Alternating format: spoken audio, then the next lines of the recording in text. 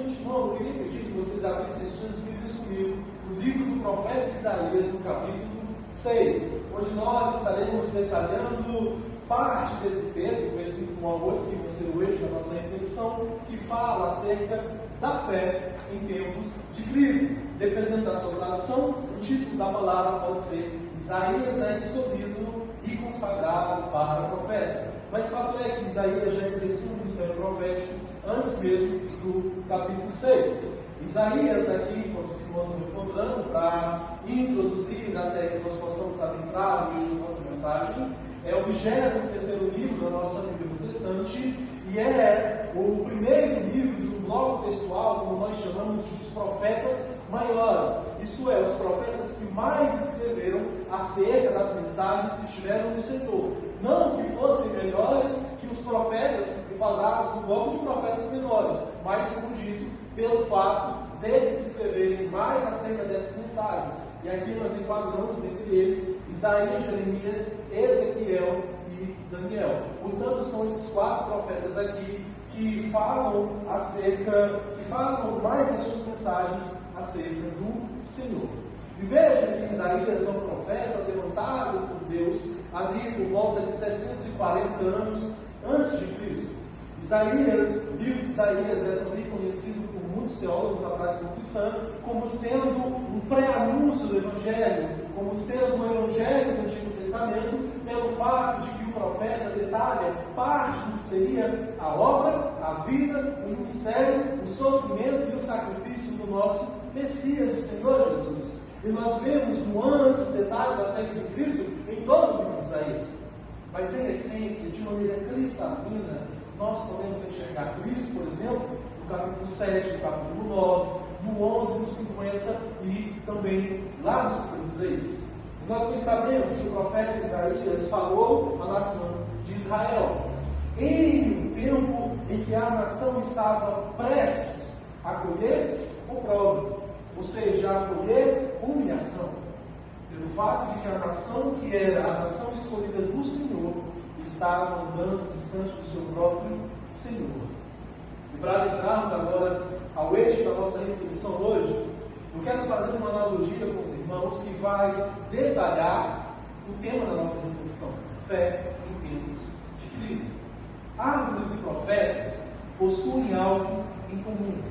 A árvore um dia já foi uma semente, tal como a palavra de um profeta foi uma semente lançada para germinar e dar o seu fruto no futuro.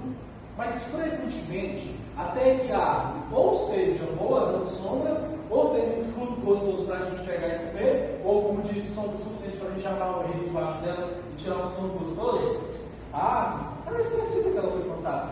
Tal como um profeta tende a ser ignorado no seu tempo. Isaías foi ignorado pelos seus contemporâneos e assassinado também pelos seus contemporâneos. Meus irmãos, a voz profética para Israel nesse tempo é Isaías, além de outros profetas também. Mas a voz profética do mundo hoje somos eu e você, a igreja do Senhor Jesus. Vozes erigidas para levar a mensagem da salvação. Vozes erigidas que são levantadas por Deus para falar acerca do mundo vindouro e para falar também que essa era terá o seu presente fim. E com o presente fim dessa era, obviamente, o juízo de Deus. E é por isso que em tempos de crises morais, éticas, religiosas, espirituais, culturais, cultuais, filosóficas, você e eu somos convidados diante da palavra do Senhor, como filhos de Deus, a trazer o princípio à tona ao nosso coração, que é de fato entronizar o nosso Deus nas nossas vidas, nos aproximar da graça de Deus, a ponto de que o Senhor passe de fato a tomar todo o espaço da nossa vida nesse presente século que anda cada vez mais distante de Deus. Vejam, meus irmãos, que diante dessas crises, as respostas que Deus traz diante da palavra dele irão surgir. Respostas que não satisfazem somente o nosso conhecimento, somente a nossa razão, somente o nosso intelecto, mas respostas que satisfazem, em primeiro lugar, no coração do cristão, as inquietudes do próprio coração, os medos, os receios, e a palavra de Deus adentra para apaziguar isso tudo.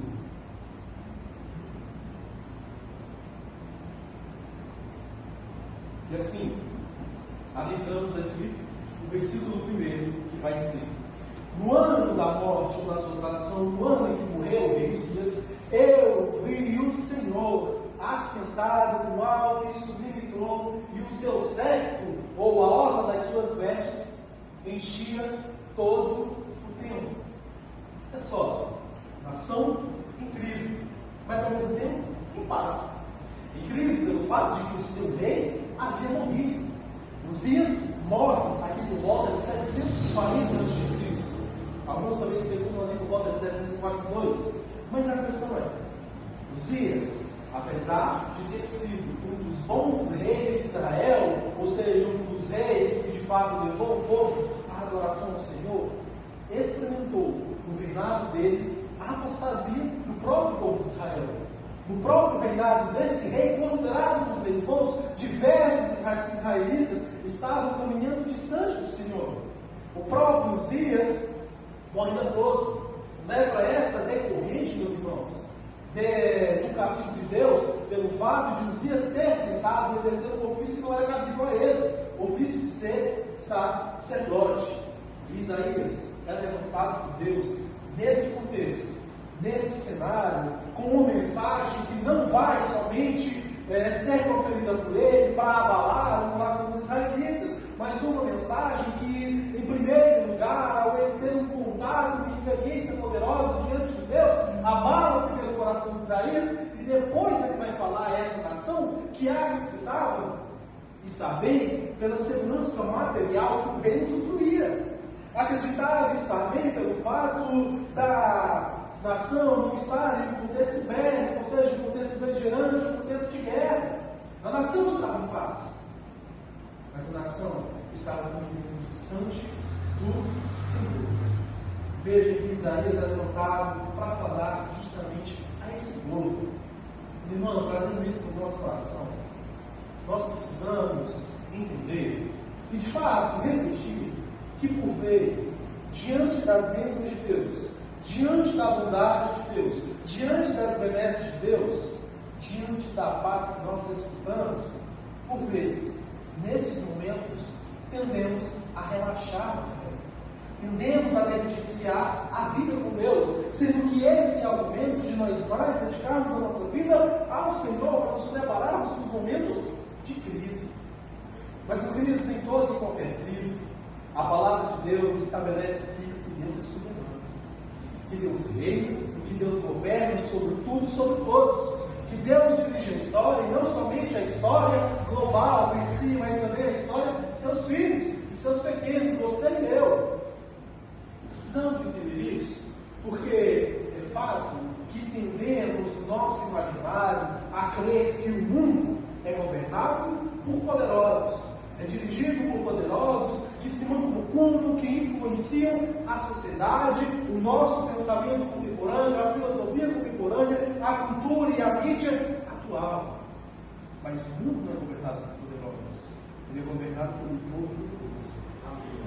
E veja que tudo isso que nós vemos nesse presente século é fruto de Deus, dando liberalidade, ou seja, liberdade para o homem ser aquilo que ele sempre quis ser desde Gênesis, distante do seu Senhor, autossatisfeito em si mesmo, nos seus próprios prazeres.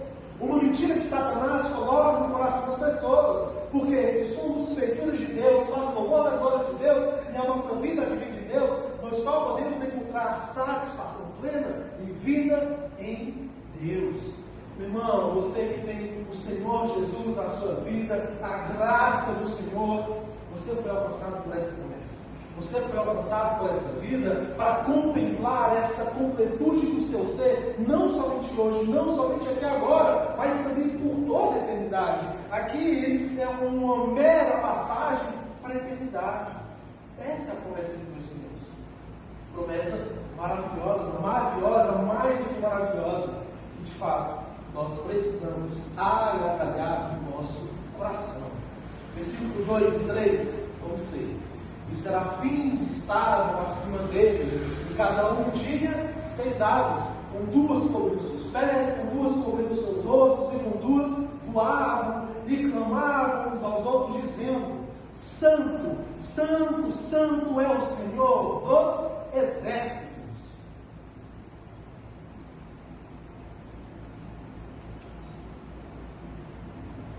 Numa época em que Israel estava caminhando para o apogeu, no ápice, do que seria a sua decadência cultural, moral, religiosa, nós somos apresentados ao fato de que, independentemente da nossa obediência, independentemente da nossa santidade, da nossa vida de devoção ao Senhor, Deus continua sendo santo. Deus é perfeito em seus próprios atributos e não depende do homem. Nunca dependeu. Nunca dependeu dos israelitas se santificar no Senhor. E veja que a construção aqui no hebraico, para enfatizar a santidade de Deus, santo, santo, santo, é expressada pela palavra kadosh. E é comum no hebraico, em relação a Deus, que um atributo perfeito de Deus seja enfatizado 3 vezes. Kadosh, kadosh, kadosh. É santo, santo, santo, perfeitamente santo, meu irmão. Não há sombra de pecado em Deus. Você e eu, como filhos de Deus, nascidos de Deus pela graça do Senhor Jesus, precisamos, e na verdade devemos, porque atesta ao coração do cristão, desejar uma vida de santidade. Estou falando aqui que nós seremos perfeitos? Não. Mas é impossível que um cristão genuíno não deseje caminhar em santidade com o Senhor.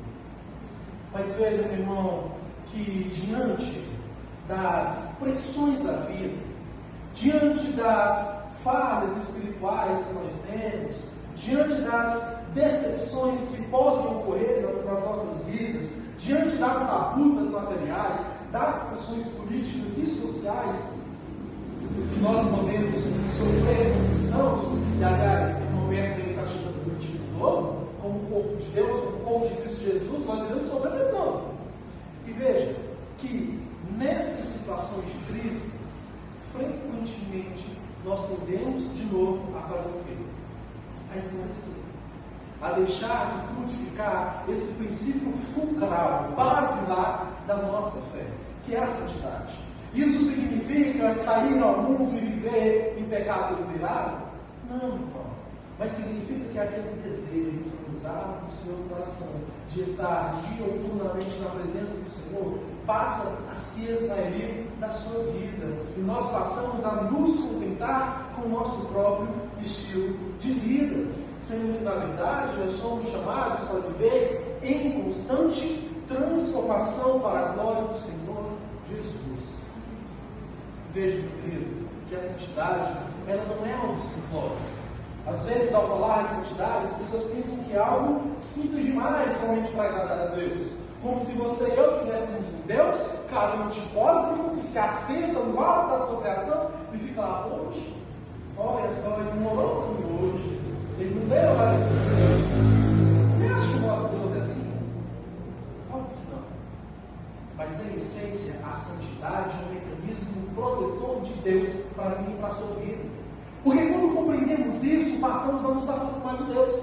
E quanto mais nós nos aproximamos de Deus, mais somos afetados pela santidade de Deus, mais somos moldados à imagem e semelhança de Cristo, e mais o poder destruidor do pecado passa a se afastar das nossas vidas. O pecado, em essência, como nós bem sabemos, tem poder para destruir famílias, tem poder para destruir reputações, tem poder para destruir criações de filhos, tem poder para destruir casamentos. Portanto, a santidade é um princípio de Deus para proteger as nossas vidas das influências malignas desse mundo. Mas, para além disso, a santidade, ela cultiva no nosso coração o desejo pela eternidade. O desejo da eternidade cultivado no nosso coração faz com que nós passemos a não termos o nosso coração, a nossa mente, o nosso espírito perturbado com qualquer coisa desse mundo. Apesar de sim, aqui na terra, funciona para parar, mas você deita a sua cabeça e descansa no seu Senhor. Não sendo responsável, deixando de trabalhar, mas que de fato você confia que Deus há de suster você em tudo. E portanto, o nosso coração passa a não se aquietar pelas tribulações desta terra, tendo confiança plena em Deus. Versículo 4 e 5 vão nos dizer: e os umbrais das portas se moveram com a voz do que clamava, e a casa ou o templo se encheu de fumaça. Olha só o que está falando. Então disse eu: ai de mim, que vou perecendo, porque sou homem de lábios impuros, e habito no meio de um povo de impuros lábios, e os meus olhos viram o Rei, o Senhor dos exércitos. Irmão, o que nós vemos aqui é Isaías, esse homem, que aqui no capítulo 5 está me proferindo vários ares, será abalado pela presença de Deus. No capítulo 5, Isaías profere ais. Ai dos gananciosos, ai dos soberbos, ai dos injustos, ai dos beberrões. Mas, meu querido, quando nós temos um encontro com Deus, com a graça do Senhor nas nossas vidas, nós dizemos: ai de mim. Porque passamos a compreender o que é a perfeição da santidade de Deus. Passamos a compreender que não há nada de mérito que possa ter em nós que nos leve à presença de Deus. Mas ao mesmo tempo, como ocorreu com Isaías, nós também, por esse ponto, passamos a enxergar os problemas e as crises pertencentes à nossa sociedade contemporânea.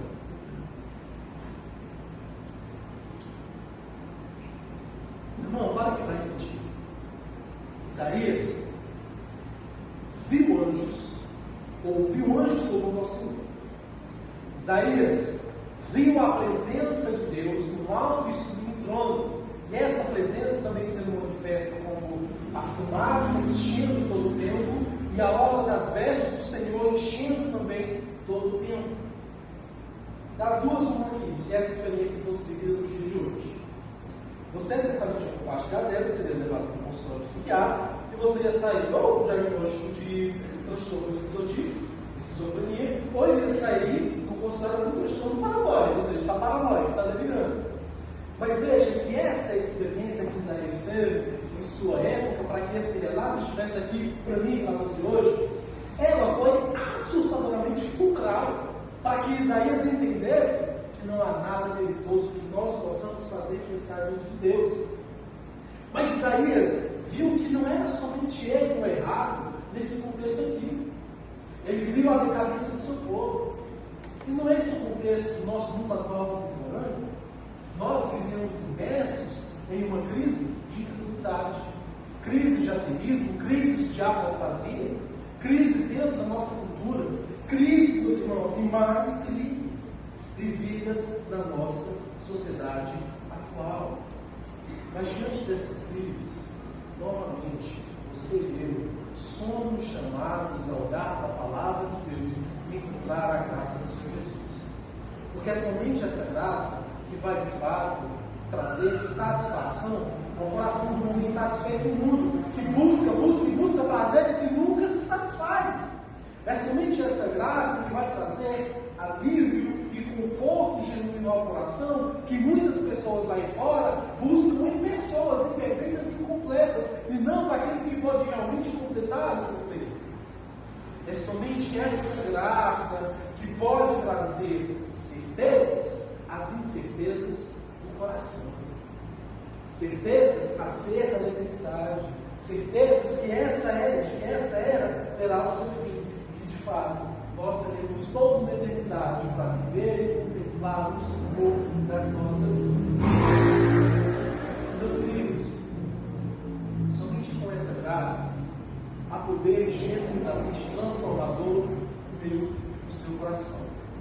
É somente nessa graça que é possível que uma fonte de vida transborde dentro de mim e dentro de você. A fonte de águas vivas, o próprio Senhor Jesus vivendo no meu e no seu coração. Fonte que não se esgota aqui, mas fonte que nos conduz à eternidade.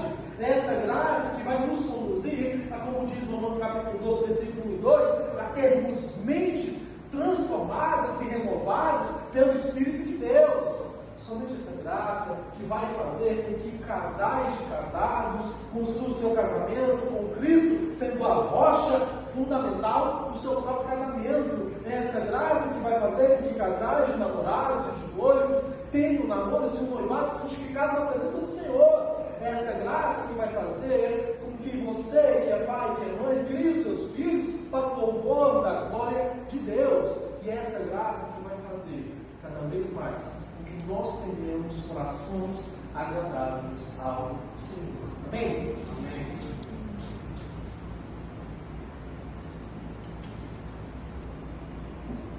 Versículos 6 e 7 vão dizer o seguinte: mas um dos serafins voou ao livro, trazendo numa de suas mãos uma brasa viva que tirara do altar por uma tenaz. E com ela tocou a minha boca e disse: eis que isso tocou os teus lábios, e a tua iniquidade foi tirada e purificado o teu pecado. Resumindo, o que nós vemos aqui é que a vida com Deus é mais importante do que o trabalho para Deus. A vida de consagração ao Senhor, ela precede e é mais vital do que o trabalho para o próprio Senhor. Isaías é esse exemplo para mim e para você. Em primeiro lugar, ele tem um encontro com Deus, ele é empoderado por Deus e é purificado por Deus, para somente depois sair para falar de Deus. E veja que nessa vivência santa, que é estar diante de Deus, que é estar na presença do Senhor Jesus, e que é ser participante do corpo de Cristo, essa mesma perspectiva que é gerada em Isaías precisa ser agasalhada no nosso coração. Sabe, lá nos refúgios do íntimo do nosso ser, ou seja, no mais profundo íntimo do nosso coração, nós precisamos ser guardados por isso, para que não venha situação alguma, pessoa alguma, tentação alguma, que tire isso de nós. Porque, meu irmão, quando nós entendemos isso, entendemos que de fato fomos empoderados para viver nesse e esse Deus magnânimo nas nossas vidas. Mas isso porque, em primeiro lugar, fomos chamados por Ele, lavados e remidos por Ele, purificados por Ele, para vivermos para o louvor e para a honra e para a glória dEle. Meus queridos, no nosso contexto atual, é difícil, e é por isso que precisamos cada dia mais nos submetermos a essa graça. É preciso nos prostrarmos de fato ao Senhor. Dedicação. Não brincar de ser crente. Porque, meu querido, prostrar-se diante de Deus pode gerar no nosso coração o que gerou no coração de Isaías. De fato, nós sentimos a presença de Deus incendiar o nosso coração. Nós passamos a duvidar, passamos a ter a certeza de que ainda nas adversidades há um Deus comigo e há um Deus com você. Passamos a ter essa certeza de que Deus está do nosso lado, entronizado no nosso coração.